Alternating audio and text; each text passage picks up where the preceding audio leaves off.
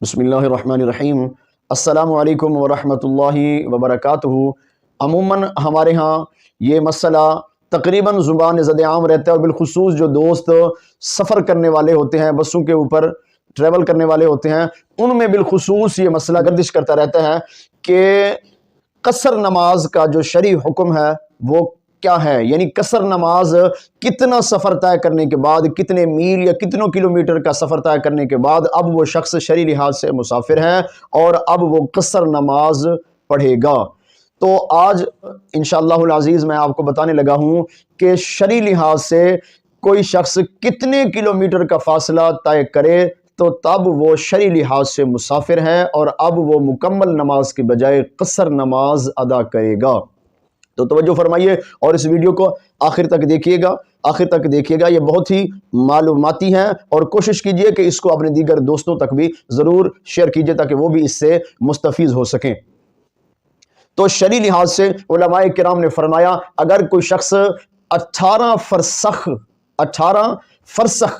کا اگر وہ فاصلہ طے کرے، 18 فرسخ یا 54 میل کا فاصلہ، 54 میل شرعی کا اگر وہ فاصلہ طے کرے، جو تقریباً 1,08,000 گز بنتے ہیں، 1,08,000 گز کا فاصلہ۔ میں یہ بڑی ڈیٹیل کے ساتھ آپ کو بتا رہا ہوں، آخر میں اس کا نچوڑ بھی آپ کو بتاؤں گا۔ یہ فی الحال میں ہر لحاظ سے آپ کو بتا رہا ہوں، میل کے لحاظ سے بھی، فرسخ کے لحاظ سے بھی، اور کلومیٹر کے لحاظ سے بھی، گز کے لحاظ سے بھی۔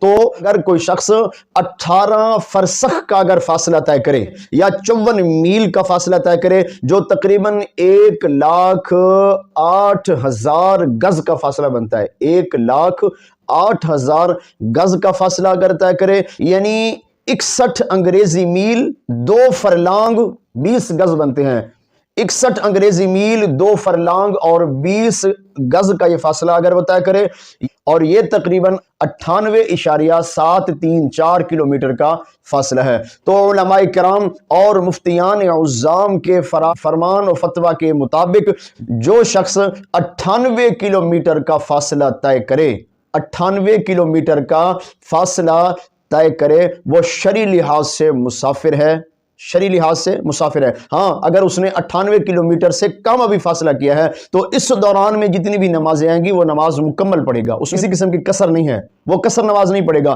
جو ہی وہ 98 کلومیٹر کا فاصلہ مکمل کر کے اب اس سے آگے کا سفر کر رہا ہے، اب وہ شرعی لحاظ سے مسافر ہے اور وہ قصر نماز ادا کرے گا۔